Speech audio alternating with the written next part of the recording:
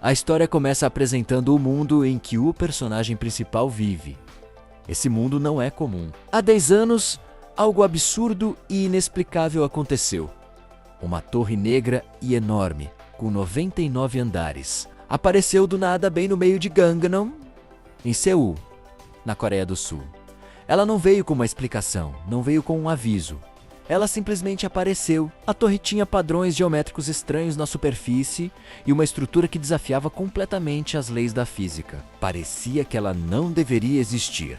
E mesmo assim, estava lá, enorme, sólida, real. E o mais impressionante, ela não estava sozinha. Ao mesmo tempo em que a Torre de Seul apareceu, outras 100 torres idênticas surgiram em várias cidades ao redor do mundo. Uma em cada país, em diferentes locais, mas com a mesma aparência assustadora e misteriosa. Os governos do mundo todo foram investigar. Queriam saber o que eram aquelas estruturas, o que tinham dentro, de onde vieram. O resultado das investigações foi frustrante.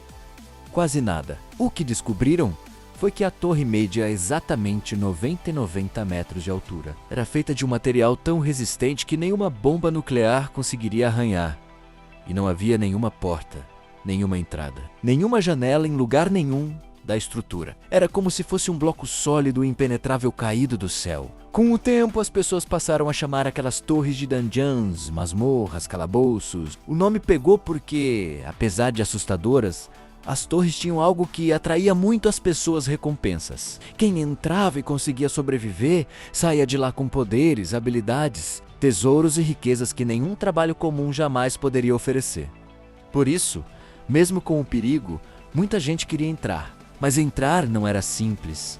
A torre não aceitava qualquer pessoa. Ela as escolhia. De tempos em tempos, portais apareciam para determinadas pessoas, sinalizando que elas foram selecionadas para entrar, e essas pessoas passavam a ser chamadas de despertos. Ser um desperto era considerado um privilégio enorme, uma chance de mudar de vida completamente. O jovem comum com um sonho grande. É nesse contexto que conhecemos o protagonista da história, Park Sejun. Ele é um jovem comum que mora em Seul, tem um emprego simples, um salário de menos de 2 milhões de won por mês. Paga aluguel, parcela de empréstimo estudantil e ainda tenta guardar dinheiro todo mês.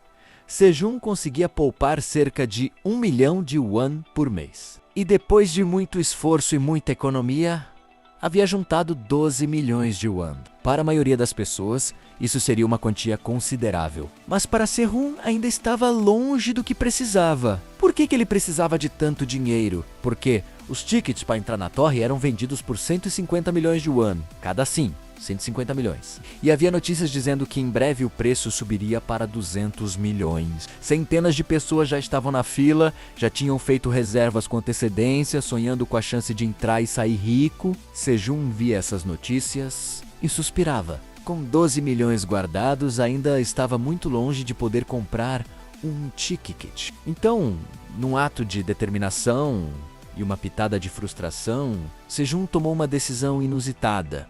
Ia começar a plantar em casa.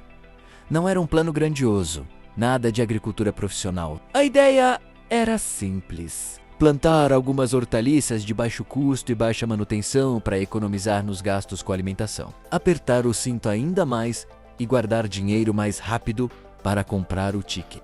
Com esse pensamento na cabeça, Sejun passou no supermercado e comprou algumas coisas para começar. Cebolinha, batata doce e alguns tomatinhos cereja. Foram itens baratos, fáceis de plantar, que ele poderia cultivar em vasos ou num cantinho da casa. Ele voltou para casa cantarolando, animado com o novo plano. A ideia de ter suas próprias verduras e economizar no mercado parecia ótima. No dia seguinte, ou pouco depois, algo completamente inesperado aconteceu. Sejun estava saindo do trabalho, cansado como sempre, carregando a sacola com os itens que havia comprado, quando, do nada, um portal apareceu na frente dele. Um portal brilhante, pulsante e cheio de luz. Era a entrada para a torre. Era o sinal de que ele havia sido selecionado. Ele foi escolhido como um desperto. Sejun ficou completamente paralisado por um momento. Aquilo era o que ele havia sonhado por anos. Era a chance que ele queria tanto, a oportunidade de entrar na torre, né, de adquirir poderes, de sair rico, de mudar de vida, e ela tinha aparecido de graça, sem precisar pagar os 150 milhões de yuan, a sorte bateu na porta de Sejong. Mas então, enquanto ele ficava olhando, encantado e cheio de esperança, o portal começou a fechar. A luz foi diminuindo, as bordas começaram a se recolher, o portal estava sumindo. E aqui é onde a personalidade de Sejong aparece pela primeira vez de forma bem clara. Em vez de esperar ou pensar duas vezes, ele correu. Simplesmente jogou o corpo para dentro do portal antes que fechasse completamente. Não havia plano, não havia preparo, não havia equipe, equipamento especial, mapa, nada. Só ele, a sacola de compras do supermercado e a determinação desesperada de não deixar aquela oportunidade escapar. Sejong entrou no portal, mas algo deu muito errado. Em vez de aparecer em algum dos andares normais da torre, onde outros aventureiros estavam, onde havia atividade, estrutura, alguma forma de suporte, Sejong foi parar num lugar completamente isolado. Uma caverna escura, silenciosa, desconhecida. Uma área oculta, um canto esquecido da torre que não estava em nenhum mapa, que nenhum outro aventureiro havia pisado. Não havia saída visível. Não havia outros humanos. Não havia sistema de apoio funcionando normalmente para ele, pois ele havia entrado de forma não oficial, forçando a entrada num portal que estava fechando. A torre não o havia convidado formalmente. Ele tinha se enfiado sem ser chamado. Sejong olhou ao redor e tomou a dimensão da situação. Ele estava preso, completamente preso, numa caverna que não estava no roteiro de ninguém. Depois do choque inicial, Sejong começou a observar o lugar onde estava. A caverna era grande o suficiente para se mover, mas não tinha nada de especial à primeira vista. Paredes de rocha úmida, che. O deterra um silêncio pesado que tornava tudo mais assustador. Porém, enquanto olhava, ele percebeu duas coisas importantes. A primeira era um buraco no teto da caverna, por onde entrava um fio de luz natural. Não era muito, mas era algo... um ponto de contato com o exterior. Uma chance de alguém olhar de cima e avistar que ele estava ali. A segunda coisa que ele encontrou foi ainda mais valiosa para a sobrevivência. Imediata. Um pequeno lago no canto da caverna. Uma fonte de água fresca. Sejong ficou aliviado com a água. Pelo menos não ia morrer desidratado em pouco tempo. Mas ao olhar para o lago com mais atenção, percebeu que não havia nenhum peixe, nenhum inseto, nem mesmo um girino. A água estava lá, mas o ambiente era completamente estéril de vida animal. Normalmente, ver um inseto ou um rato em casa teria deixado Sejong apavorado, pois ele tinha esse tipo de fobia. Mas agora, preso numa caverna sem comida, ele pensou que talvez precisasse comer até insetos se a situação ficasse desesperadora. Era um pensamento que ele preferiu guardar como último recurso. Sejong abriu a sacola de compras que trouxe do supermercado e fez um inventário mental do que tinha. Os itens eram humildes e simples. Afinal, eram apenas compras do dia a dia. Cebolinha verde, batata doce, tomatinho cereja e uma maçã que havia ganhado de um colega de trabalho chamado Minjo, que tinha lavado a fruta como um pequeno gesto gentil antes de entregar. Era isso. Não havia comida processada, nada embalado em quantidade, nenhum estoque. Aqueles poucos alimentos eram tudo que ele tinha para sobreviver até conseguir sair dali, ou até alguém o encontrar. Sejong olhou para aqueles itens por um tempo e tomou uma decisão que, sem ele saber, mudaria toda a trajetória da sua vida dentro da torre. Ele não ia comer tudo de uma vez, ia racionalmente separar o que comer e o que plantar. Era o terceiro dia desde que ele havia ficado preso. Sejong estava com fome, mas ainda conseguia pensar com clareza. Ele foi até o pequeno lago, lavou com cuidado um batata doce e 5 tomatinhos cereja. A água estava limpa o suficiente e pelo menos a higiene básica estava garantida por enquanto. Ele se sentou numa pedra plana que serviu de mesa improvisada e comeu. A batata doce crua, sem tempero, sem cozimento. O som de mastigar ecoou pela caverna e por um momento, aquele barulho simples e crocante fez sua cabeça parar de pensar nos problemas. Era só ele e o sabor da batata. Surpreendentemente, estava gostoso. Ele comeu também os 5 tomatinhos. Simples, mas suficiente para acalmar o estômago por enquanto.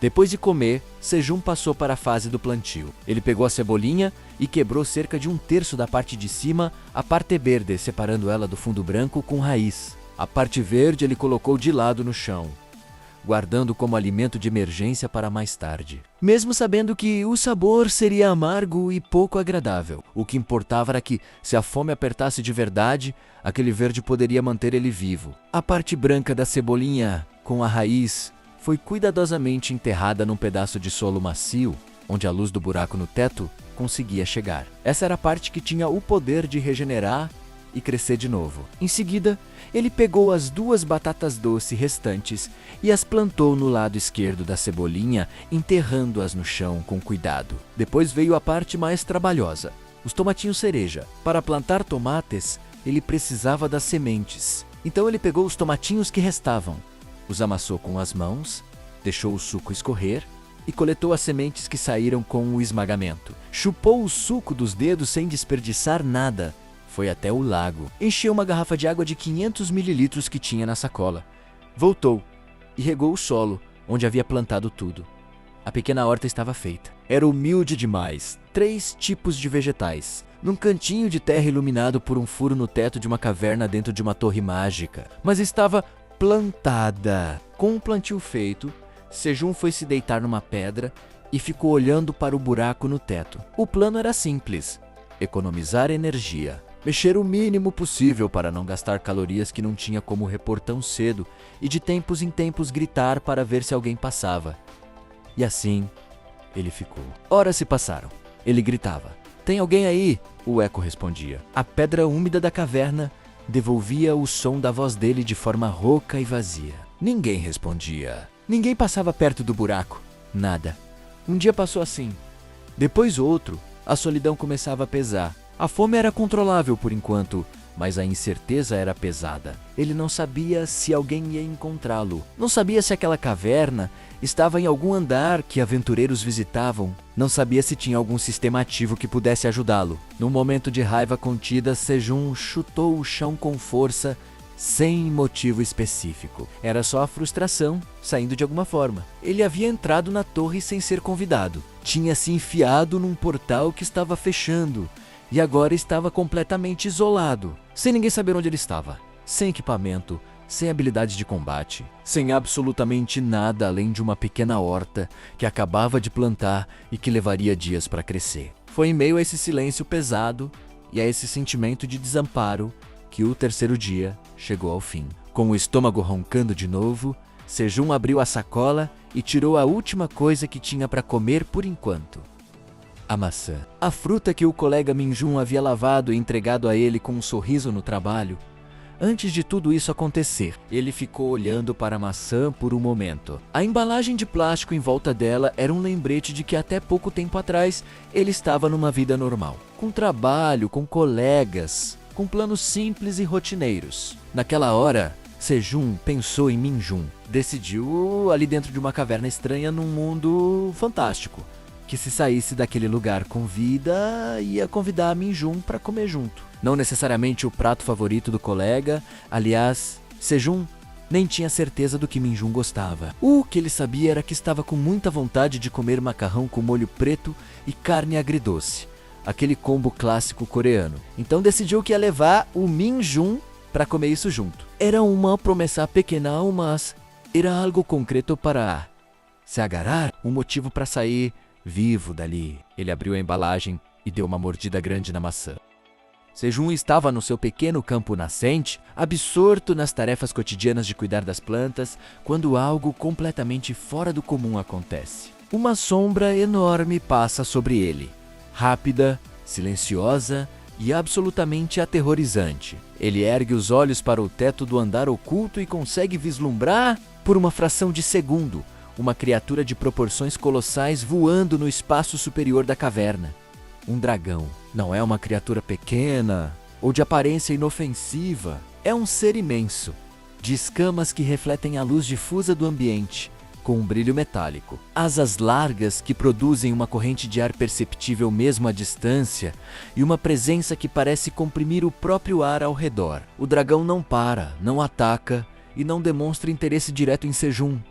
menos ele simplesmente passa. Como se o humano pequenino abaixo fosse relevante demais para merecer atenção. Em segundos, a criatura desaparece nas profundezas escuras da caverna superior, deixando apenas o eco distante do bater de suas asas e a sensação de que o chão vibrou levemente com sua passagem. Para Sejun, aquele momento é uma revelação brutal e fria. Até então, o andar oculto havia se mostrado hostil, principalmente pela menos ausência de saída, ausência de outros humanos, ausência de recursos, mas agora ficava claro que a hostilidade do lugar também tinha uma forma ativa biba e monstruosa. Se um dragão habitava aquele espaço, ou ao menos transitava por ele, então Sejun não estava sozinho de forma alguma. Estava compartilhando seu território com uma das criaturas mais perigosas conhecidas nas Tower. O manhwa usa esse momento com maestria visual, o contraste entre o Sejun minúsculo, encolhido entre suas plantinhas de tomate no chão, e a silhueta enorme do dragão cortando o espaço acima, é ao mesmo tempo cômica e genuinamente assustadora. É uma cena que resume perfeitamente a premissa do manhwa.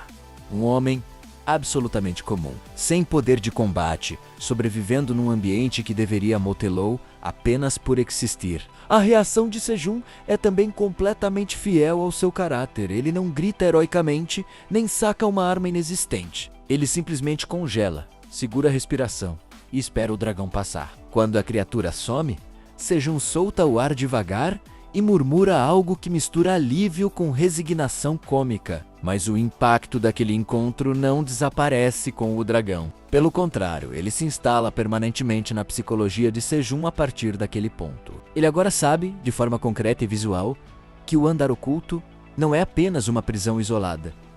Menos é um ambiente com um ecossistema próprio. E nesse ecossistema ele está bem abaixo na cadeia alimentar. Cada decisão que ele tomar daqui para frente será feita com a consciência de que há uma criatura capaz de destruí-lo completamente habitando o mesmo espaço. Isso muda o peso de tudo, da agricultura, da exploração, do sono. Sejun precisará ser não apenas um bom agricultor, mas um sobrevivente inteligente e silencioso. A passagem do dragão também funciona narrativamente como um catalisador. Antes dela, Sejun estava no modo quase automático de sobrevivência básica. Menos planta cole, come, dorme, repete. Depois dela, ele precisa pensar estrategicamente. Onde o dragão voa, há um padrão nos seus movimentos? Existe alguma área do andar oculto que seja mais segura do que outras? O campo de plantio está numa posição vulnerável? Essas perguntas começam a se formar na cabeça de Sejun, transformando-o gradualmente de um fazendeiro reativo em alguém que começa a mapear e planejar seu ambiente com mais cuidado e intenção. Sejun acorda no dia seguinte ao avistamento do dragão com aquela sensação específica de quem dormiu mal, não por desconforto físico, mas por excesso de pensamentos. A caverna ao redor está no mesmo estado silencioso de sempre menos a luz difusa emanando das paredes. O cheiro úmido da terra, o suave farfalhar das folhas das plantas no campo improvisado. Nada mudou visualmente, mas tudo mudou internamente. Sejun sabe agora, de forma concreta e irrefutável, que não está sozinho naquele andar oculto. Há algo enorme, antigo e potencialmente letal compartilhando aquele espaço com ele, e esse conhecimento transforma cada canto de sombra, cada ruído distante e cada brisa inexplicável em motivo de alerta. Ele fica parado por um momento, sentado no chão, improvisado, que serve como sua cama, olhando para o teto da caverna com uma expressão que mistura medo genuíno e determinação relutante. O manhwa retrata esse momento com silêncio visual proposital. Não há balões de fala, não há notificações do sistema, não há nada além de Sejun e seus pensamentos. É um dos poucos momentos do episódio onde a narrativa desacelera completamente para deixar o leitor sentir o peso da solidão e do perigo junto com o protagonista. Mas Sejun é, acima de tudo, uma pessoa pragmática. O medo é real, mas a fome também é real. E as plantas precisam ser regadas independentemente de qualquer dragão voador. Ele se levanta, estica os músculos doloridos pelo trabalho do dia anterior e começa sua rotina matinal com uma deliberação quase performática, menos como se a rotina em si fosse uma forma de afirmar que está tudo bem, que ele ainda tem controle sobre alguma coisa naquela situação. Verifica cada fileira de plantas com atenção, checando o estado das folhas, a umidade do solo e os sinais de crescimento. O sistema registra cada ação com suas notificações discretas e Sejun as lê todas com cuidado, procurando qualquer informação nova que possa ser útil. É durante essa verificação matinal que ele percebe algo importante. As plantas mais próximas da área onde o dragão passou voando na véspera estão levemente diferentes das outras. Não danificadas, pelo contrário, elas parecem mais vigorosas, com folhas de um verde mais intenso e caules ligeiramente mais grossos do que o esperado para o estágio de crescimento em que se encontravam. Sejun franze o senho, curioso. O sistema, como se respondesse à sua perplexidade, exibe uma notificação explicando o fenômeno. A passagem do dragão liberou uma quantidade residual de energia dracônica no ambiente imediato, e essa energia foi absorvida pelo solo e pelas plantas ao redor, funcionando como uma espécie de fertilizante mágico extraordinariamente potente. Essa descoberta muda completamente a perspectiva de Sejun sobre o dragão. O que ontem era apenas terror puro, agora tem uma dimensão adicional e totalmente inesperada. A criatura que poderia matá-lo com um sopro também está inadvertidamente melhorando suas colheitas, simplesmente por existir e transitar pelo espaço. É uma ironia perfeita e absolutamente característica do tom do manhwa, o maior perigo do ambiente também. Sob a perspectiva certa, um recurso. Sejun processa essa informação com aquela expressão específica que se tornará a sua marca registrada, olhos semicerrados, boca torcida num sorriso relutante, cabeça levemente inclinada enquanto a mente já começa a calcular como tirar proveito máximo da situação. O episódio estabelece aqui um dos temas centrais da série inteira: a capacidade de Sejun de recontextualizar ameaças como oportunidades. Ele não tem poder para enfrentar os perigos do andar oculto de frente, mas tem inteligência suficiente para entender esses perigos, paciência para observá-los e criatividade para encontrar formas de coexistir com eles e, sempre que possível, se beneficiar deles. É uma forma de protagonismo completamente diferente do caçador convencional de manhwa de dungeon. E é exatamente isso que torna Sejun tão refrescante como personagem central. Com a mente mais tranquila do que esperava ao acordar, Sejun termina a verificação matinal das plantas, realiza a irrigação do dia e colhe os vegetais que atingiram o ponto ideal de maturação. A colheita é maior do que qualquer uma anterior, em parte pelo tempo acumulado de cultivo, em parte pelo efeito da energia dracônica nas plantas próximas. Ele organiza os produtos colhidos com cuidado, separa o que vai consumir do que vai vender na loja do sistema e sente pela primeira vez, desde que ficou preso no andar oculto, algo que se aproxima de uma satisfação genuína. Não felicidade plena, não pela resolução dos problemas, mas a satisfação sólida e honesta de um trabalho bem feito rendendo resultados concretos. Sejun deposita o último tomate no recipiente improvisado e recua um passo. O campo está completamente colhido. Fileiras limpas, recipientes cheios de frutos brilhantes pulsando com aquela luz suave e mágica. Ele olha para tudo com os braços caídos ao lado do corpo, respirando fundo. Semanas de trabalho duro, mãos calejadas, costas doloridas. Ali naqueles recipientes simples estava a prova concreta de que sobreviver dentro da torre era possível. O estômago ronca alto. Sejun olha para baixo com uma expressão levemente envergonhada, como se o próprio corpo o tivesse traído. Não tem ninguém por perto, mas o constrangimento existe mesmo assim. Ele não come desde a manhã cedo e horas de trabalho físico pesado cobraram o preço. Os olhos percorrem os recipientes organizados à sua frente, avaliando as opções disponíveis para a refeição. Os tomates estão ali, brilhando de forma inocente. Mas Sejun já sabe o que acontece quando morde um tomate mágico cru. Aprendeu do jeito mais doloroso possível algumas horas atrás, com os olhos cheios de lágrimas e a boca pegando fogo por minutos que pareceram eternidade. Descarta a opção sem pestanejar. Então os olhos pousam nas cebolas ainda parcialmente enterradas na borda do campo, prontas para serem colhidas. Ele agacha, firma os dedos na base de uma cebola e puxa com força. Ela sai da terra com um estalinho satisfatório. trazendo junto uma porção de solo escuro e úmido. Sejum a segura na frente do rosto e examina com atenção. Grande, firme, casca roxa e branca bem formada.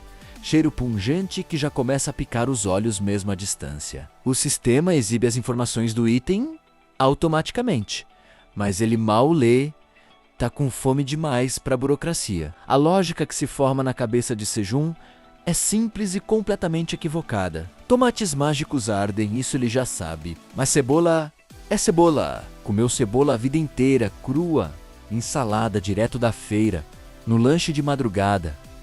Cresceu comendo cebola. É um alimento que conhece intimamente. Não tem como uma cebola, por mais mágica que seja, surpreender alguém com esse nível de experiência prática com o vegetal. Com essa convicção inabalável e completamente infundada, Sejum leva a cebola à boca e morde direto, sem cerimônia, sem esperar, sem abrir a janela do sistema para verificar as propriedades do item com calma. O silêncio que se segue dura exatamente 1,5 segundos. Depois disso, a caverna inteira vibra com a reação de Park Sejum ao descobrir, da pior forma possível, que estava absolutamente errado. Não há meio segundo de sabor bom, como aconteceu com o tomate. A cebola mágica ataca na fração de segundo exata em que o suco toca a língua. É uma combinação devastadora de 3 sensações simultâneas. O ardor brutal e concentrado característico de qualquer cebola crua, multiplicado pela energia mágica absorvida do solo da torre. Uma picância violenta que sobe pelo nariz, como uma agulha invisível perfurando a passagem nasal de cima a baixo. E um amargor fundo e persistente que gruda na parte de trás da garganta com a intenção aparente de nunca mais sair. Os olhos de Sejum fecham com força total no instante do impacto. Quando abrem, estão completamente vermelhos e transbordando de lágrimas. Não do tipo emocional, mas do tipo involuntário e violento que qualquer cebola forte provoca, multiplicado por 10. O rosto inteiro contorce numa expressão que não precisa de palavras para ser entendida. Ele fica parado no meio do campo, curvado levemente para frente, com a cara de alguém que foi traído por algo que deveria ser inofensivo. Mas ele não cospe. Desperdiçar comida dentro daquela caverna está completamente fora de questão, independente de qualquer sofrimento pessoal envolvido. Engole com uma determinação que seria admirável em qualquer outra circunstância. E dobra o tronco para frente, as 2 mãos apertando os joelhos, respirando em bufadas curtas e rápidas, enquanto espera que a onda de ardor passe. As lágrimas descem pelo rosto sem nenhum controle. Ele pisca furiosamente com a visão completamente embaçada. O sistema escolhe exatamente esse momento para exibir uma janela nova, com aquele timing cômico que parece quase intencional. O texto é claro e direto. Cebolas mágicas básicas da torre possuem concentração de compostos sulfurosos amplificados por energia mágica. O consumo in natura causa irritação intensa nas mucosas orais e nasais. Recomenda-se cozimento completo antes do consumo para neutralizar os compostos ativos e liberar os efeitos benéficos do item com segurança. Sejum lê a janela com os olhos ainda vermelhos e lacrimejando. Lê de novo, mais devagar desta vez. Cada palavra com atenção. Olha para a cebola mordida que ainda segura na mão direita, com aquela seção exposta mostrando as camadas brancas e úmidas que continuam exalando compostos, pungentes mesmo à temperatura ambiente da caverna. Fecha a janela do sistema com um gesto mais brusco que o necessário e coloca a cebola de volta no recipiente, com cuidado excessivo que não combina com a raiva visível na expressão. Ele senta no chão da caverna. Fica quieto por um momento, olhando para nada em particular, enquanto o ardor vai diminuindo gradualmente. A conclusão que chega é simples e inevitável. Precisa aprender a cozinhar. Não porque queira, não porque planejava isso quando entrou na torre sonhando em ficar rico rapidamente, mas porque aparentemente cada vegetal que cultivou com semanas de trabalho duro no estado cru, uma armadilha direcionada especificamente para sua própria boca. Por baixo da dor e da exasperação, porém, nasce algo inesperado. Uma curiosidade genuína e persistente que o ardor não consegue apagar, porque por baixo de todo aquele caos sensorial da cebola crua, havia, por uma fração de segundo antes da picância dominar tudo, um sabor intenso, profundo, completamente diferente de qualquer cebola que já provou. Se crua entrega algo a si mesmo com todo o ardor atrapalhando, o que acontece quando o calor transforma esses compostos em algo palatável? Que sabor emerge quando a cebola mágica é cozida do jeito certo? Sehun se levanta limpa as lágrimas com o dorso da mão e enfrenta o problema prático com aquela determinação pragmática que define seu caráter. Cozinhar dentro de uma caverna sem fogão, sem panela, sem utensílio nenhum, o sistema não oferece solução imediata para isso. A loja tem itens básicos de cozinha disponíveis, mas panelas e ferramentas custam torcões que ele prefere guardar para sementes e itens mais estratégicos. A solução terá que ser completamente improvisada com o que o ambiente oferece. Ele começa a examinar os arredores com olhos novos, procurando materiais úteis. Os cantos do andar oculto têm pedras de tamanhos variados, espalhadas de forma irregular, resultado de algum processo geológico antigo ou da própria natureza mágica da torre. Algumas são planas e largas, o suficiente para servir de superfície de cocção. Outras, menores e mais arredondadas, podem ser empilhadas para formar uma base estável. Sejun começa a selecionar as peças mais adequadas com a concentração de alguém montando um quebra-cobeca importante. A estrutura improvisada que emerge do esforço não é bonita.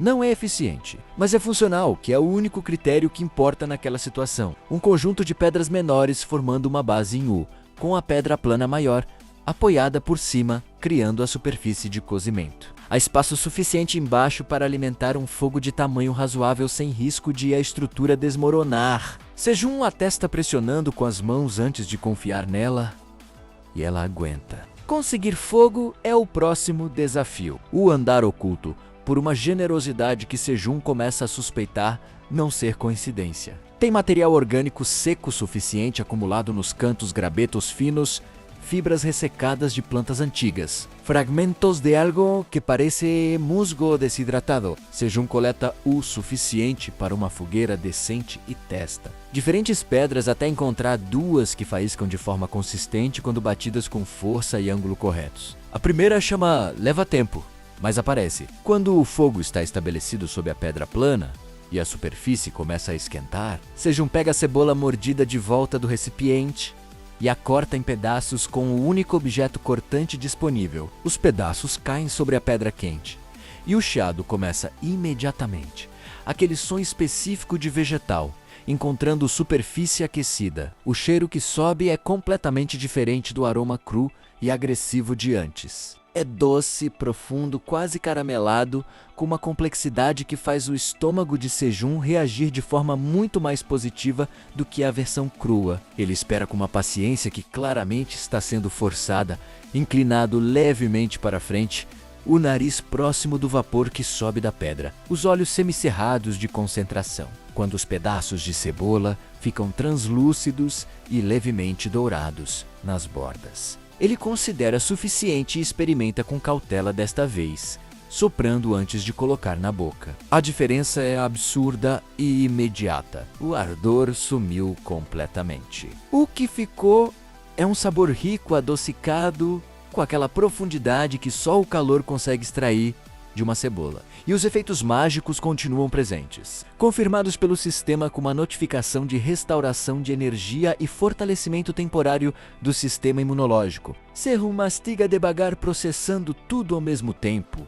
O sabor na boca e a informação na cabeça. O mesmo vegetal que o atacou cruelmente no estado cru se transformou em algo genuinamente bom quando tratado com calor. Certo, a Toaher, mais uma vez, entregou um recurso valioso embrulhado num desafio que só tem valor se você for inteligente o suficiente para resolver. Com o estômago satisfeito pela primeira vez em muitas horas, Sejun apaga o fogo com cuidado e organiza o espaço ao redor da estrutura improvisada. A caverna volta ao silêncio habitual, interrompido apenas pelo som distante de água pingando em algum lugar nas profundezas do andar. Ele se senta encostado na parede de pedra com os joelhos dobrados e os braços apoiados neles, olhando para o campo à sua frente. As plantas do próximo ciclo já estão germinando nas fileiras que colheu hoje cedo. A vida continua, mesmo aqui dentro. É nesse momento de silêncio e relativa tranquilidade que o movimento aparece. Sutil. No começo, apenas uma alteração na textura da sombra no corredor lateral à sua esquerda. Sejum vira a cabeça devagar, os músculos do corpo tensionando de forma automática e imediata. Ficou semanas sem ver nenhuma criatura além de si mesmo naquele andar. E qualquer movimento que não seja das suas próprias plantas tem o potencial de ser algo perigoso. Ele não respira, apenas observa. O sistema emite um alerta discreto, uma notificação diferente das habituais, com um ícone que Sejum não havia visto antes. Aproximação de criatura detectada. Classificação em processamento. Ele lê isso sem mover mais nada além dos olhos, o corpo completamente imóvel encostado na parede. O corredor à esquerda continua escuro.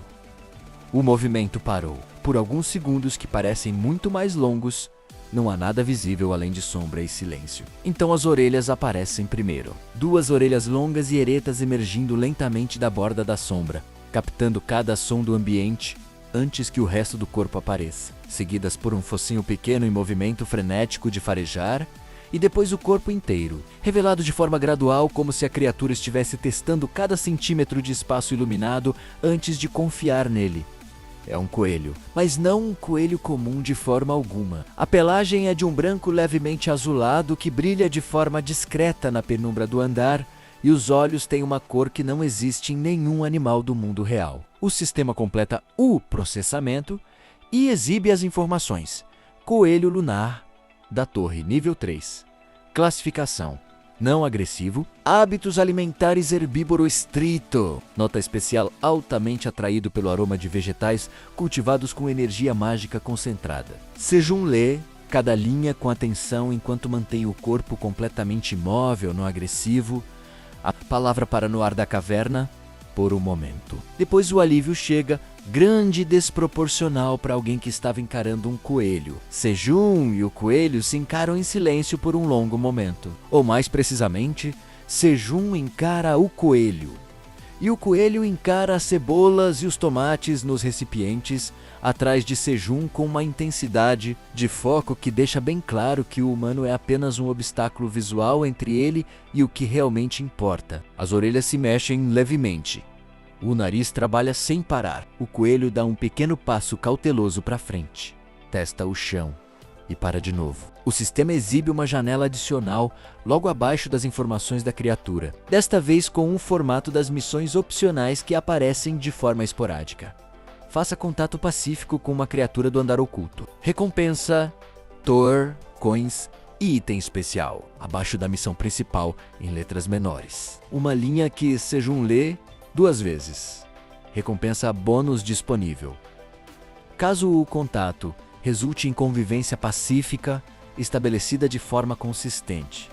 Ele olha para o coelho, olha para a missão. De volta para o coelho! A solução que Sejum chega é calculada com a seriedade de alguém avaliando um investimento. Ele tem vegetais que custaram trabalho e coins para produzir. O coelho quer esses vegetais com uma clareza que dispensa interpretação. O sistema quer que ele estabeleça contato pacífico e está disposto a pagar bem por isso.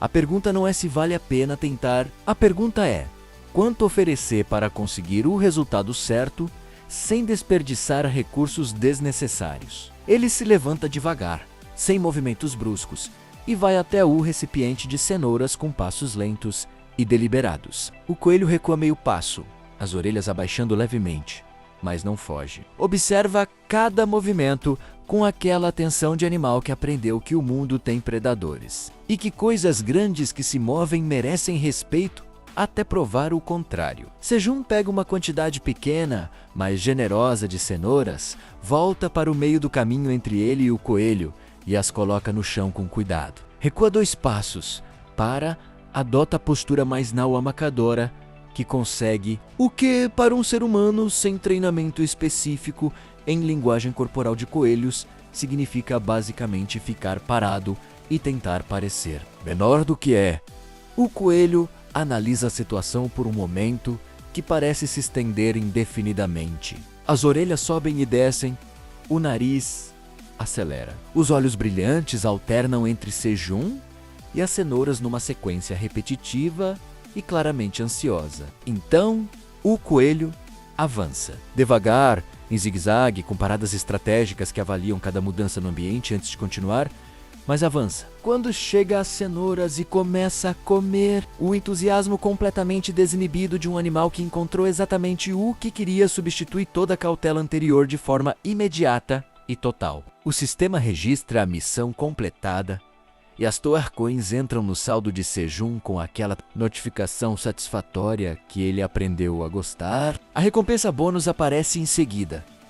Semente de planta desconhecida, descrita apenas como item raro encontrado no andar oculto com propriedades ainda não identificadas pelo sistema. Sejun recebe o item com curiosidade imediata, mas o guarda sem plantar ainda. Não está pronto para comprometer solo em algo que não entende completamente. Mas a existência daquele item planta uma pergunta que vai persistir. O que é essa semente? E o que vai crescer quando ela for para a terra? O coelho termina as cenouras e levanta a cabeça. Encara Sejun com aquela expressão de animal completamente satisfeito com a situação atual e sem nenhuma intenção aparente de ir a lugar algum tão cedo. Senta no lugar, limpa o focinho com as patas dianteiras com aquela dignidade específica dos coelhos após uma boa refeição e simplesmente fica ali. Sejun olha para ele, o coelho olha para Sejun. A caverna fica em silêncio por um momento que tem um peso diferente de todos os silêncios anteriores. Porque aquele silêncio não está vazio.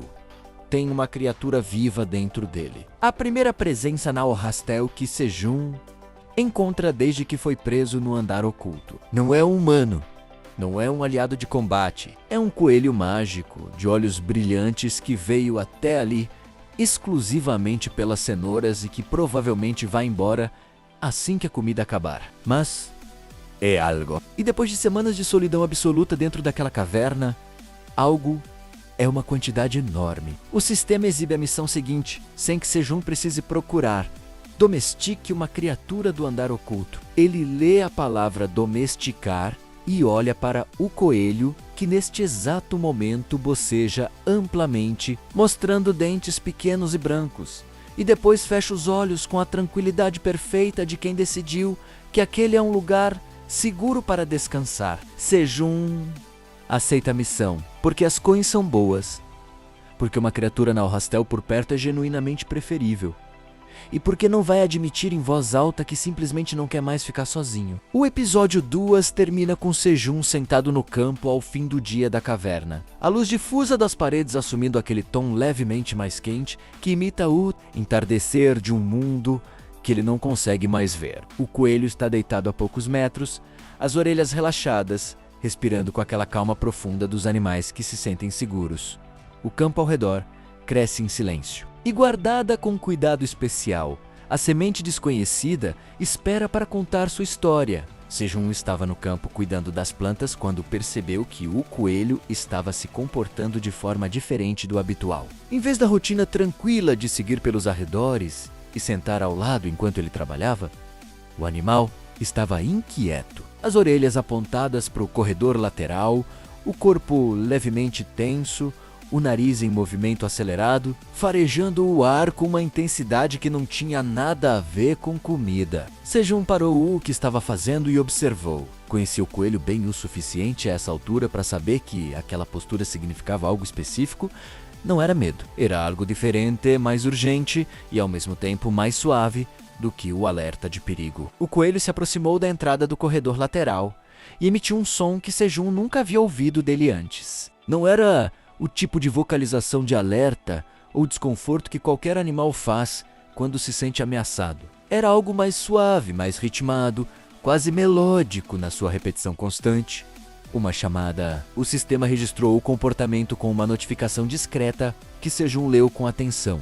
Comportamento de chamada de parceiro detectado. O coelho está sinalizando para outra criatura do mesmo tipo nas proximidades do andar oculto. Sejun ficou parado, a enxada parada no ar, olhando para o corredor, com uma expressão de quem está processando essa informação e suas implicações em tempo real. Havia outra criatura do mesmo tipo nas proximidades. E o coelho, que havia aparecido sozinho e se estabelecido no campo com aquela tranquilidade de animal que tomou uma decisão permanente. estava agora chamando essa outra criatura para o mesmo espaço. Ele baixou a enxada devagar e esperou, sem fazer nenhum movimento que pudesse interferir no que estava acontecendo. A espera durou alguns minutos. O coelho continuou chamando, com aquela vocalização suave e ritmada que ecoava levemente nas paredes de pedra do corredor. Então um movimento apareceu na sombra, mais cauteloso do que o coelho havia sido quando apareceu pela primeira vez. Mais lento, com paradas mais longas em cada ponto antes de avançar para o próximo. Duas orelhas emergiram da borda da escuridão, menores do que as do coelho, com a mesma pelagem branco-azulada, mas com um tom levemente mais suave, quase prateado na forma como refletia a luz difusa do andar. A coelha fêmea avançava devagar, testando cada centímetro de espaço iluminado com aquela desconfiança que o instinto de sobrevivência instala em qualquer criatura que cresceu num ambiente com predadores. O coelho parou de chamar assim que a coelha apareceu. Ficou completamente imóvel por um instante. E então avançou em direção a ela com uma calma que contrastava completamente com a agitação dos minutos anteriores. Os dois se encontraram no meio do caminho entre o corredor e o campo, focinhos se tocando num contato breve e delicado. As orelhas se movendo de forma sincronizada, como se estivessem trocando informações numa frequência que humanos não conseguem captar. Sejun observou a cena em silêncio com uma expressão que não conseguia decidir entre o fascínio genuíno e aquele tipo específico de ternura involuntária que certas coisas provocam mesmo em pessoas que estão ativamente tentando ser pragmáticas. O sistema registrou a chegada da nova criatura com uma notificação completa. Coelha lunar da torre. Nível 2. Classificação: não agressiva. Hábitos alimentares: herbívora estrita. Nota especial: fêmeas da espécie tendem a ser mais cautelosas do que os machos em relação a presenças humanas, mas respondem bem a ambientes com abundância de alimento e ausência de ameaças diretas. Sejun leu tudo e então olhou para a coelha, que naquele exato momento havia percebido a presença dele e estava completamente imóvel, as orelhas erguidas ao máximo. O corpo tenso com aquela postura de animal, avaliando se precisa fugir agora, ou se pode esperar um segundo a mais para ter certeza. Ele não se moveu, ficou exatamente onde estava, na posição mais neutra e estática que conseguia manter, e esperou. O coelho se posicionou levemente à frente da coelha, não de forma protetora exatamente, mas com aquela presença tranquila de alguém que está dizendo pela própria postura que o ambiente é seguro. E a coelha lentamente foi lendo esses sinais. A tensão no corpo diminuiu em incrementos pequenos, mas visíveis. As orelhas baixaram de alerta máximo para a tensão moderada. O nariz começou a trabalhar, farejando Sejun de longe, catalogando o cheiro e comparando com as informações que o coelho havia transmitido de alguma forma, que os dois entendiam e Sejun não. Sejun tomou a mesma decisão que havia tomado com o coelho. Foi buscar cenouras. Caminhou devagar até o recipiente, pegou uma quantidade generosa, mas não excessiva, voltou para o meio do espaço entre ele e os dois coelhos e colocou os vegetais no chão com cuidado. Recuou, esperou. O coelho foi até a cenoura sem hesitação, como alguém demonstrando que é completamente seguro fazer isso. A coelha observou, esperou.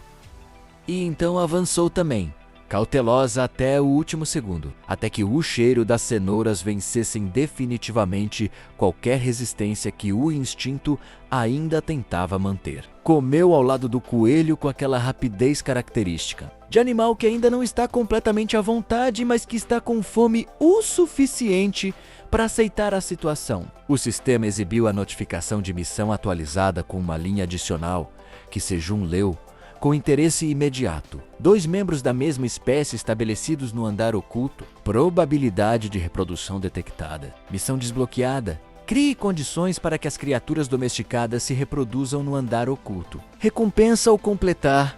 Toer coins substanciais e item raro. Sejun olhou para os 2 coelhos comendo cenouras lado a lado no chão do seu campo.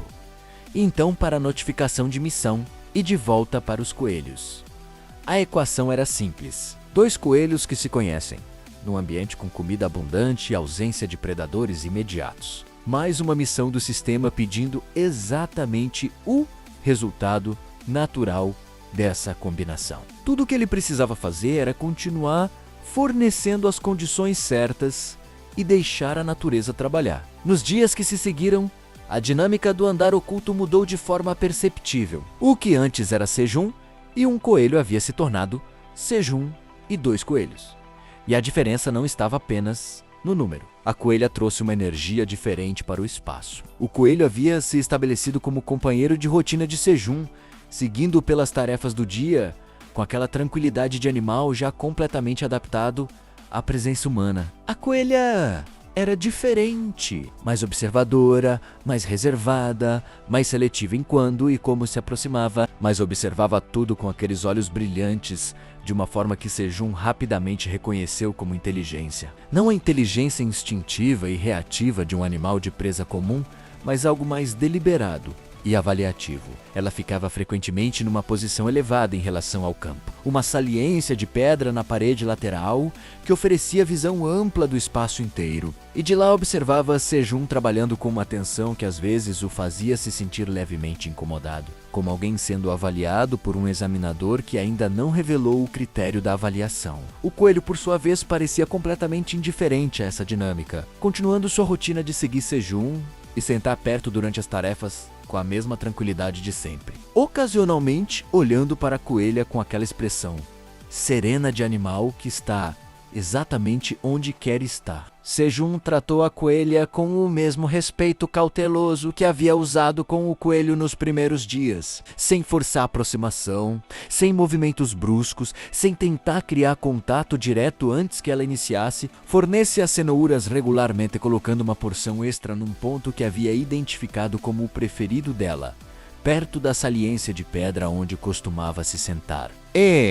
Esperava. A estratégia funcionou de forma gradual e consistente. A cada dia a coelha descia um pouco mais cedo para comer. A cada dia a distância que mantinha em relação a Sejum diminuía, um incremento pequeno, mas mensurável. Ele notava cada mudança sem comentar, arquivando as informações com satisfação silenciosa. O campo continuou crescendo durante esse período, agora com as ervas de cura plantadas dias atrás, mostrando os primeiros brotos acima da superfície. O verde claro e delicado das plantas novas contrastando com o verde mais escuro estabelecido, dos tomateiros e das cebolas no restante das fileiras. O sistema notificou o crescimento acelerado que havia previsto, confirmando que a energia mágica residual do dragão ainda estava ativa no solo e que as plantas estavam aproveitando isso da forma esperada. Sejum verificou os brotos com atenção especial. As ervas medicinais sendo uma adição nova que ele ainda estava aprendendo a manejar. A enxada nova que havia comprado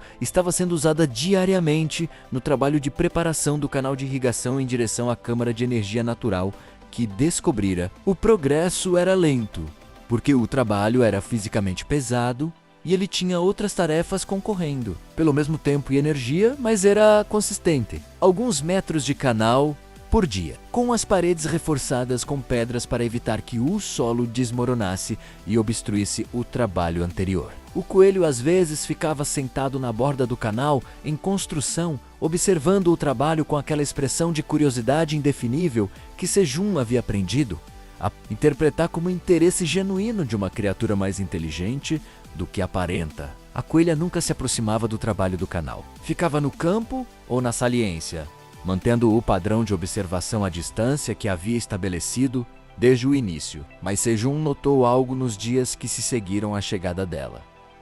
O campo parecia mais vivo, não de forma que o sistema pudesse quantificar com números, mas de uma forma qualitativa e difícil de nomear. Como se a presença de 2 seres da mesma espécie, estabelecidos e tranquilos, num ambiente que havia sido habitado por apenas um humano solitário, tivesse mudado algo no tom geral do espaço. A caverna parecia menos silenciosa, não mais barulhenta em termos de som, mas menos vazia em termos de presença. Sejum pensou nisso uma noite enquanto preparava a refeição na pedra improvisada de cozinhar, com um coelho ao seu lado e a coelha na saliência olhando para ele. Pensou em como a solidão havia sido uma das partes mais pesadas das primeiras semanas no andar oculto, mais pesada em certos momentos do que a fome ou o medo, e em como aquela caverna, que havia sido o ambiente mais isolado em que já esteve na vida, havia se tornado gradualmente algo diferente. Não um lar exatamente, porque lar implica escolha,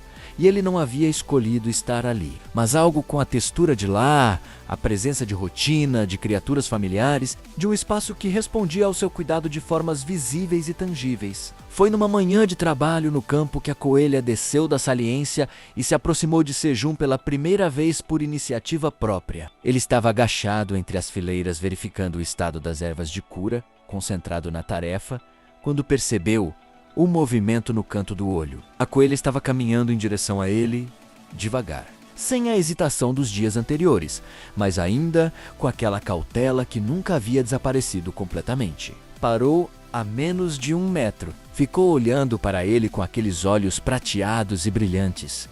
Depois olhou para as ervas de cura à sua frente. Depois para Sejum de novo. Sejum não se moveu, manteve exatamente a posição em que estava, a respiração controlada, o corpo imóvel. A coelha avançou mais 2 passos e farejou a erva, de cura mais próxima, com aquela concentração absoluta do nariz em funcionamento pleno. O sistema exibiu uma notificação discreta. Coelha lunar da torre demonstra interesse em erva de cura menor. A espécie utiliza plantas medicinais instintivamente para tratar pequenas lesões e fortalecer o sistema imunológico. Sejum leu isso sem mover os olhos da coelha, processando a informação enquanto observava o animal decidir o que fazer. A coelha comeu uma pequena quantidade da erva de cura diretamente do solo, com aquela delicadeza específica de animais que sabem exatamente o que estão buscando numa planta. Não foi o tipo de alimentação voraz que demonstrava com as cenouras. Foi preciso e calculado, a quantidade exata que precisava e nada além disso. Quando terminou, levantou a cabeça e encontrou o olhar de Sejum de frente pela primeira vez desde que havia chegado ao andar oculto. Os dois ficaram se encarando por um momento que teve um peso diferente de qualquer interação anterior. Sejum estendeu a mão devagar, a palma para cima, completamente aberta e sem nada dentro. O gesto universal de ausência de ameaça que funciona em qualquer idioma e aparentemente em qualquer espécie. A coelha olhou para a mão, cheirou o ar. O nariz trabalhou por alguns segundos que pareceram muito mais longos, e então tocou o focinho na ponta dos dedos de Sejum por uma fração de segundo, antes de recuar, virar e caminhar de volta para a saliência com aquela postura de animal que tomou uma decisão e está completamente confortável com ela. O sistema exibiu a notificação de missão atualizada. Coelha lunar da torre estabeleceu contato voluntário com o cultivador. Nível de confiança aumentado. Missão de domesticação em progresso. Recompensa parcial desbloqueada. As Tower Coins da recompensa parcial entraram no saldo de Sejum, enquanto ele ainda estava olhando para a saliência onde a coelha havia voltado a se sentar. O coelho, ao seu lado, farejou a mão que havia tocado a coelha com aquela expressão de animal, completamente não impressionado pelo drama emocional do momento. Então voltou para o trabalho de examinar o solo ao redor das ervas de cura, como se fosse inspecionar a qualidade da plantação. Sejum olhou para o coelho, depois para a coelha na saliência, depois para o campo ao redor, para os recipientes de vegetais colhidos, para o canal em construção em direção à câmara de energia, para a semente desconhecida, guardada no cantinho especial do seu espaço de descanso, para tudo que havia construído, improvisado e aprendido desde que ficou preso naquele andar. E sentiu, de forma clara e inequívoca, que aquele espaço havia se tornado algo mais do que uma prisão onde sobrevivia. Havia se tornado um projeto, uma fazenda real, com criaturas reais que dependiam dele e que ele, de forma gradual e completamente não planejada, havia passado a se importar de verdade. Sejum acendeu o fogo com a prática de quem já repetiu esse ritual dezenas de vezes. As pedras que faíscam, o material seco nos cantos da caverna, a chama pequena que cresce devagar até estabilizar sob a pedra plana de cozinhar. Ele cortou as cebolas em pedaços generosos, os colou sobre a superfície quente e recuou levemente para escapar da fumaça que subiu imediata e densa, carregando aquele cheiro forte e pungente que já não o fazia mais franzir o nariz como nas primeiras vezes. Havia se acostumado, havia aprendido a reconhecer naquele cheiro o anúncio de algo bom chegando. O coelho apareceu primeiro, como sempre. Veio do canto onde havia estado deitado e se instalou ao lado de Sejum com aquela naturalidade completa de animal que considera esse espaço absolutamente seu. Sentou, as orelhas levemente relaxadas, o nariz em atividade moderada captando o cheiro das cebolas que começavam a mudar na pedra quente. O chiado era constante e satisfatório, aquele som específico de vegetal cedendo ao calor, as bordas dos pedaços escurecendo levemente, enquanto o interior ficava translúcido e macio. A coelha demorou um pouco mais, como era o seu costume. Desceu da saliência de pedra com aquela cautela que nunca desapareceu completamente, mas que havia mudado de natureza com o tempo. Não era mais a cautela de um animal avaliando se precisa fugir. Era a cautela de alguém que simplesmente prefere chegar no próprio ritmo, sem pressa, sem ser chamado. Ela contornou o campo, farejou o ar algumas vezes e foi se aproximando do fogo em incrementos graduais até se sentar do outro lado de Sejum, espelhando a posição do coelho no lado oposto. Sejum ficou no meio dos dois sem comentar, mexendo os pedaços de cebola na pedra com um graveto fino para garantir que o calor chegasse por igual em todos os lados. A luz do fogo projetava sombras suaves nas paredes de pedra ao redor, o único tipo de variação de luz que aquela caverna conhecia, além da luminescência constante das paredes. Era uma luz diferente, mais quente, mais viva, que mudava a textura visual do espaço de uma forma que Sejum havia aprendido a apreciar nas noites em que cozinhava. As cebolas ficaram prontas com aquele dourado específico que ele havia aprendido a reconhecer como o ponto certo. Retirou os pedaços da pedra e os dividiu em 3 porções, uma para si e 2 menores dispostas no chão à frente de cada coelho, com o cuidado de deixar esfriar o suficiente antes de oferecer. O coelho esperou com a paciência relativa de quem está com fome, mas sabe que o protocolo existe por uma razão. Já a coelha esperou com a paciência absoluta de quem simplesmente não demonstra pressa em nenhuma circunstância. Quando a temperatura estava adequada, os 3 comeram. Sejum, com os pedaços entre os dedos, soprando levemente antes de cada mordida por precaução que já havia virado hábito automático. O coelho com aquele entusiasmo contido de animal que aprecia genuinamente o que está comendo. A coelha com a delicadeza precisa de sempre, cada pedaço avaliado brevemente antes de ser consumido.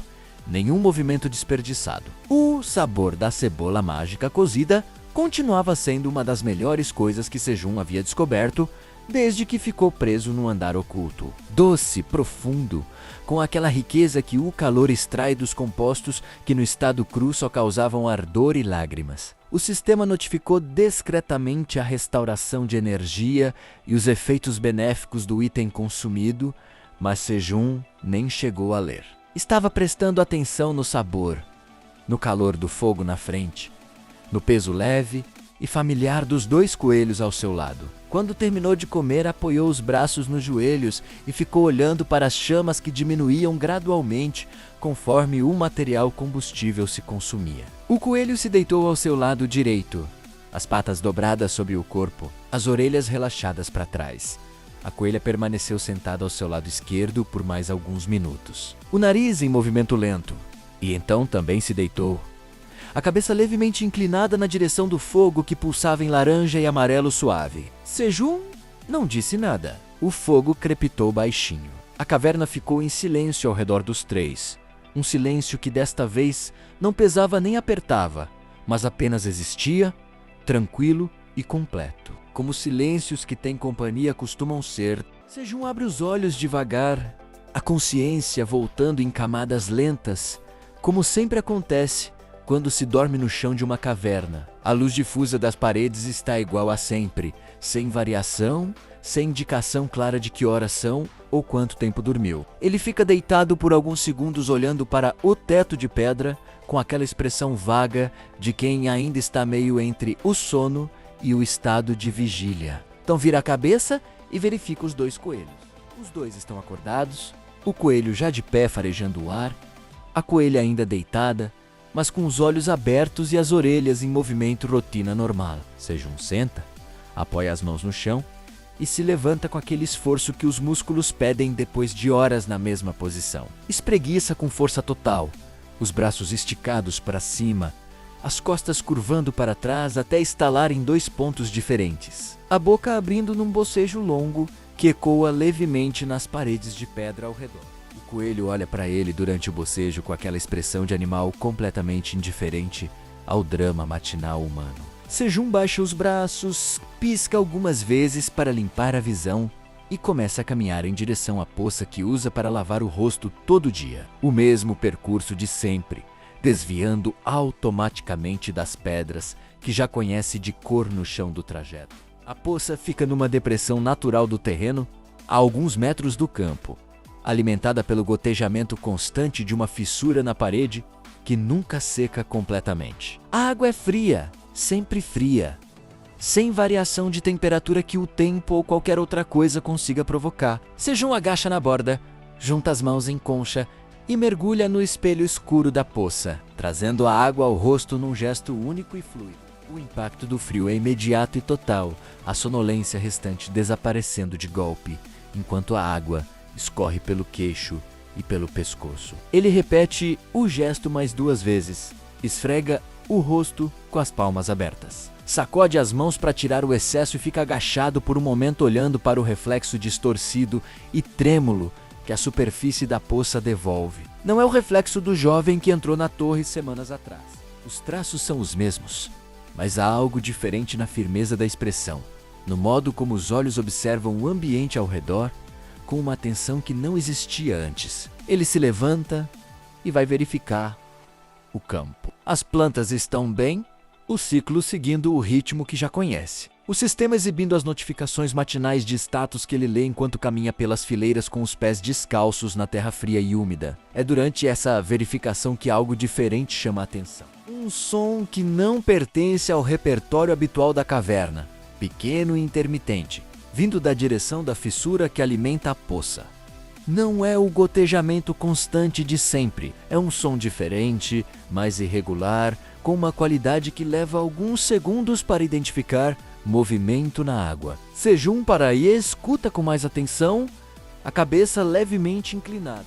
O coelho, que o seguia pela verificação matinal, também para e aponta as orelhas na mesma direção com aquela precisão de animal que localiza fontes sonoras muito melhor do que qualquer humano. Sejum segue o som até a borda da poça e olha para dentro com mais atenção do que da primeira vez. A água está em movimento leve, diferente da superfície parada de sempre. E dentro dela, captado pela luz difusa das paredes, num ângulo que não havia notado antes, há algo se movendo. Pequeno, alongado, de movimentos rápidos e precisos que só pertencem a um tipo específico de criatura. Peixe a peixes na poça. Sejum fica completamente imóvel por um momento, olhando para os peixes que circulam no fundo raso da poça com aquela liberdade de criaturas que nunca foram caçadas e não sabem que deveriam ter medo. O sistema confirma imediatamente com uma notificação. Peixe menor da torre detectado. Classificação: comestível. Propriedades quando consumido: restauração moderada de energia vital e aumento temporário de agilidade. Valor de venda: 1,2 Tower Coins por unidade.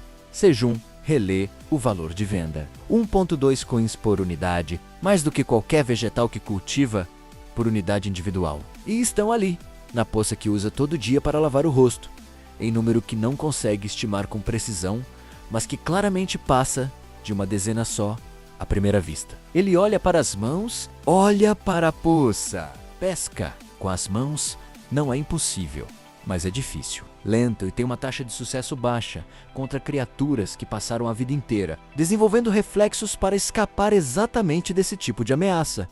Precisa de algo melhor. Volta ao campo com aquela caminhada de quem já está calculando a solução antes de terminar de identificar o problema. E começa a examinar os materiais disponíveis ao redor com olhos novos. Fibras de plantas mais resistentes que acumulou e nunca descartou, porque descartar qualquer coisa naquele ambiente estava fora de questão. Gravetos de comprimento e flexibilidade variados. Pedaços de material orgânico que encontrou nos corredores durante as explorações. A solução vai se formando na cabeça de forma gradual. E então, de uma vez, Como quebra-cabeças costumam funcionar quando a última peça encaixa. Ele passa o tempo seguinte construindo uma armadilha simples de pesca, trançando fibras com a paciência de quem aprendeu que trabalho cuidadoso economiza retrabalho, testando a resistência de cada nó antes de confiar nele. O coelho observa o processo sentado à distância respeitosa, as orelhas alternando entre a tarefa nas mãos de Sejong e os sons do ambiente. Sem interferir, a coelha aparece em algum momento durante o processo e se instala na saliência de costume, o olhar daquela altura, acompanhando os movimentos com a atenção avaliativa que Sejong já conhece e não tenta mais interpretar. Além do que ela é, quando a armadilha está pronta, ele a posiciona na poça com cuidado, escolhendo o ponto onde o movimento dos peixes parecia mais concentrado e recua. Espera. A espera é a parte que exige o tipo de paciência que não vem naturalmente para ninguém, mas que uma caverna sem internet, sem pessoas e sem nenhuma distração, além do próprio trabalho, ensina de forma muito eficiente. Sejong usa o tempo para fazer outras tarefas, verificando o canal em construção e adicionando mais alguns metros ao progresso do dia, voltando periodicamente para checar a armadilha, sem perturbar a poça mais do que o necessário. Na terceira verificação, há 2 peixes presos. Na quinta, 4, ele os retira com cuidado, examinando cada um com aquela atenção de alguém, avaliando um recurso novo, que ainda está aprendendo a conhecer. São de tamanho médio para o que a poça comporta. Escamas com um brilho levemente azulado, que não é apenas reflexo da luz, mas propriedade própria da criatura, confirmada pelo sistema como indicador de energia mágica absorvida da água do andar oculto. Sejong acende o fogo, prepara a pedra plana de cozinhar com a familiaridade de uma rotina repetida muitas vezes, posicionando as pedras menores na base e alimentando a chama até a superfície de cozimento atingir o calor adequado. Tempera os peixes com o sal que comprou na loja do sistema semanas atrás e usou com parcimônia desde então, consciente de que cada grama tinha um custo que preferia não repetir com frequência.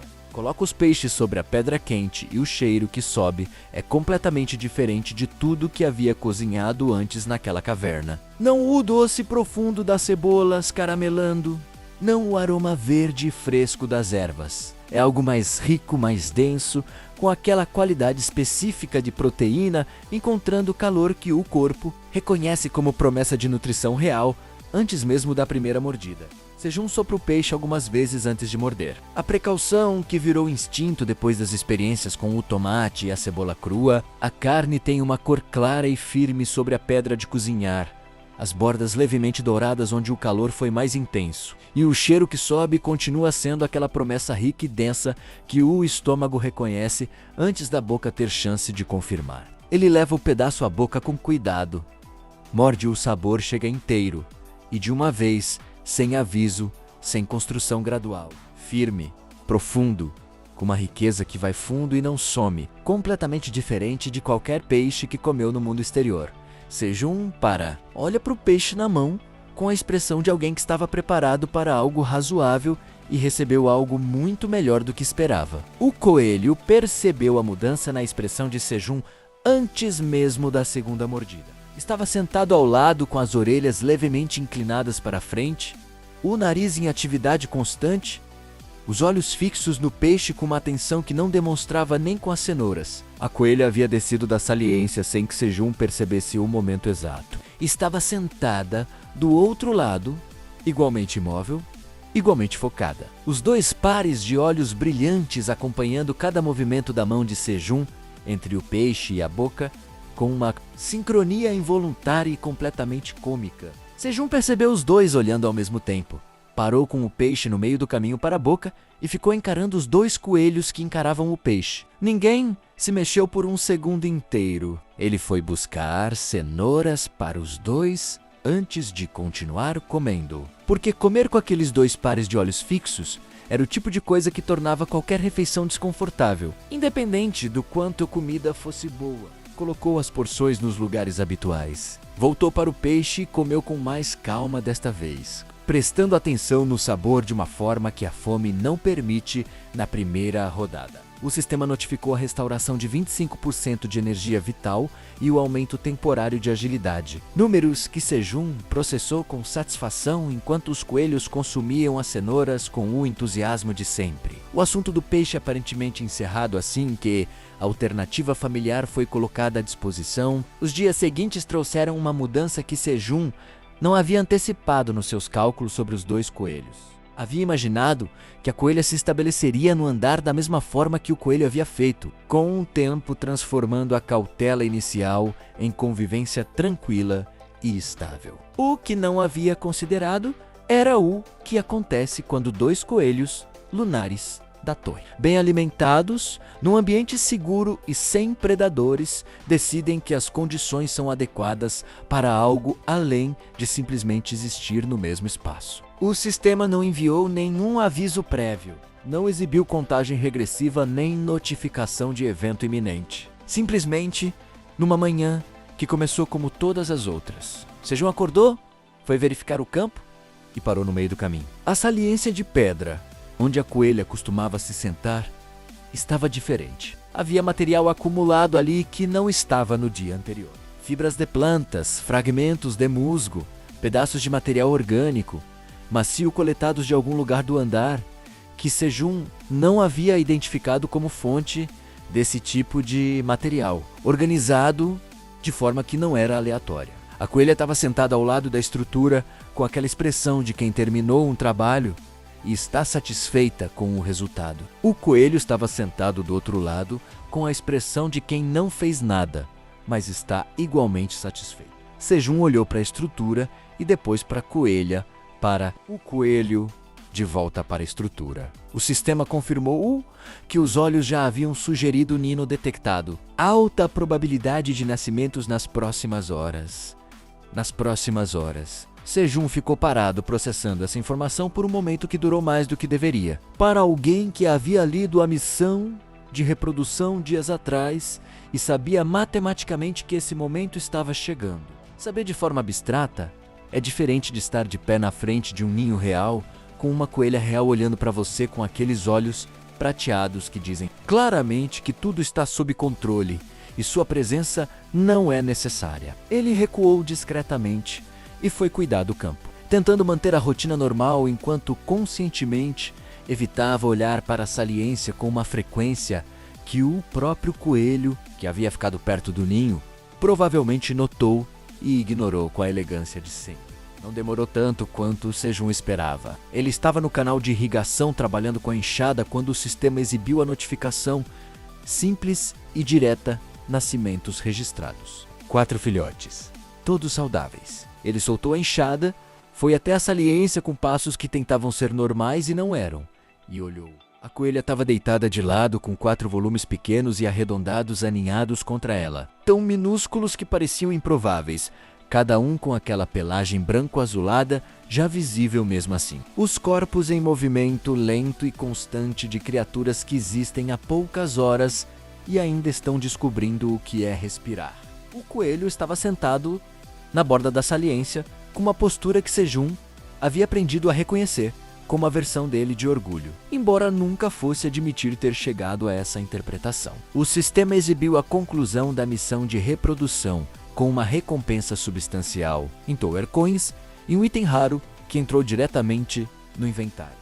Sejong leu os números sem processar completamente, porque estava olhando para os 4 filhotes minúsculos que existiam agora no seu andar oculto. Criaturas que não estariam ali se ele não tivesse colocado cenouras no chão naquele primeiro dia com o coelho. Se não tivesse esperado com paciência, se não tivesse estendido a mão aberta para a coelha sem pressa. Havia uma linha direta entre cada uma dessas decisões pequenas e aqueles 4 volumes de pelagem branco-azulada dormindo contra a mãe na saliência de pedra. E Sejong ficou olhando para essa linha por um momento com algo que não conseguia nomear com precisão, mas que estava completamente presente no peito. Os dias seguintes foram diferentes de qualquer período anterior no andar oculto. Os filhotes cresceram com a velocidade que o ambiente mágico da Tor aplicava a tudo que vivia e crescia dentro dele. Acelerado e intenso, cada dia entregando uma versão visivelmente maior e mais ativa das criaturas do dia anterior. Em menos de uma semana estavam se movendo pela saliência com aquela energia descontrolada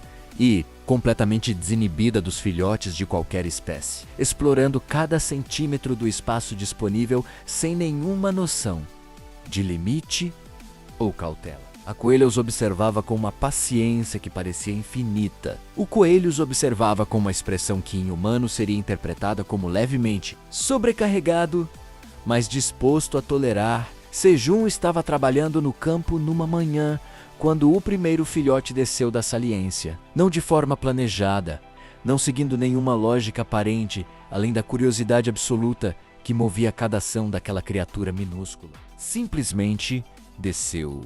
Tocou o chão do campo com aquelas patinhas que ainda pareciam grandes demais para o corpo e saiu andando na direção das plantas com a determinação de quem tem um destino claro, mas nenhuma memória de ter escolhido ele. O segundo desceu logo atrás.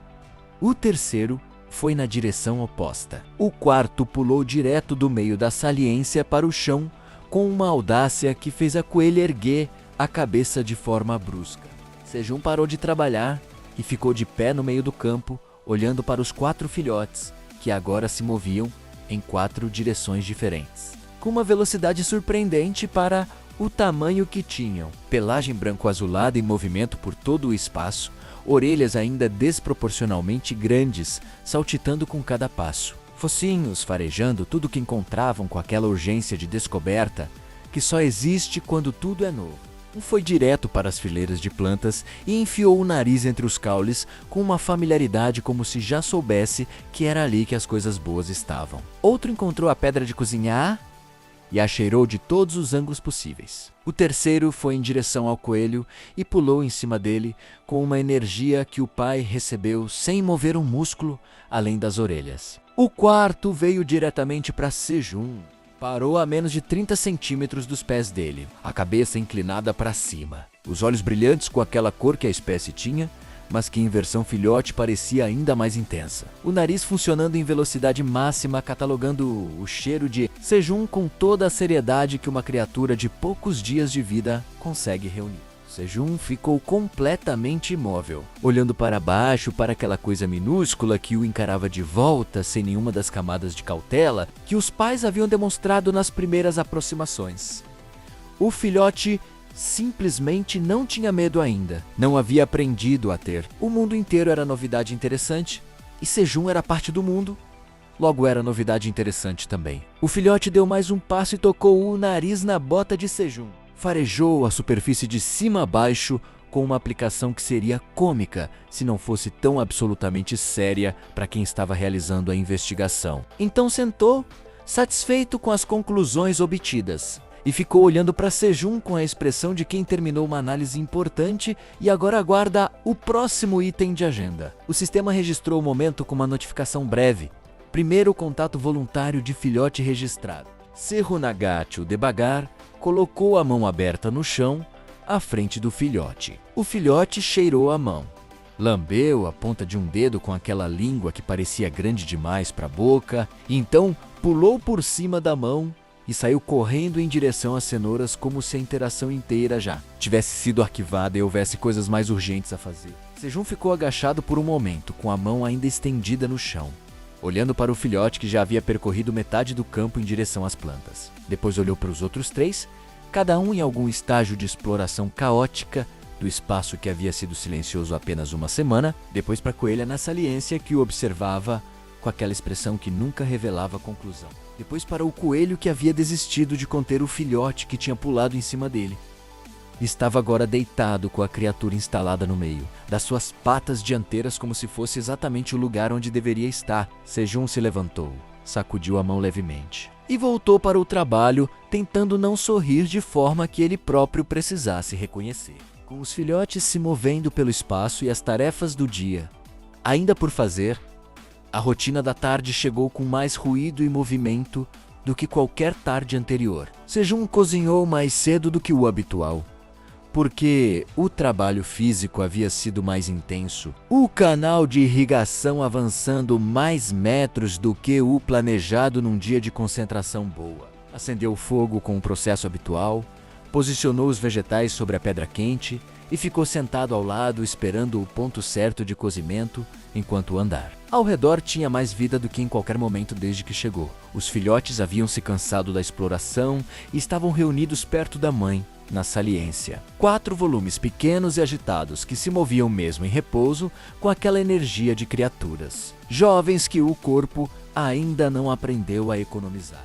Quando terminou de comer, e o fogo começou a diminuir naturalmente conforme o material combustível se consumia. Sejun ficou olhando para as brasas, com o pensamento que havia estado tomando forma nos últimos dias, ganhando contorno definitivo. Selecionou as 3 pedras certas entre as disponíveis ao redor, testando cada uma com as mãos para avaliar a espessura e a densidade, descartando as que tinham fissuras ou pareciam porosas demais para segurar calor de forma consistente. As 3 escolhidas foram posicionadas em triângulo compacto no centro das brasas ainda vivas, empurradas com graveto comprido para não queimar os dedos, ajustadas com cuidado até formarem uma câmara pequena e fechada, que abraçava as brasas mais intensas, sem expê-las ao arder, forma que as consumisse rápido. A brasa mais estável foi movida para dentro dessa câmara com precisão, encaixada no espaço entre as 3 pedras de forma que o calor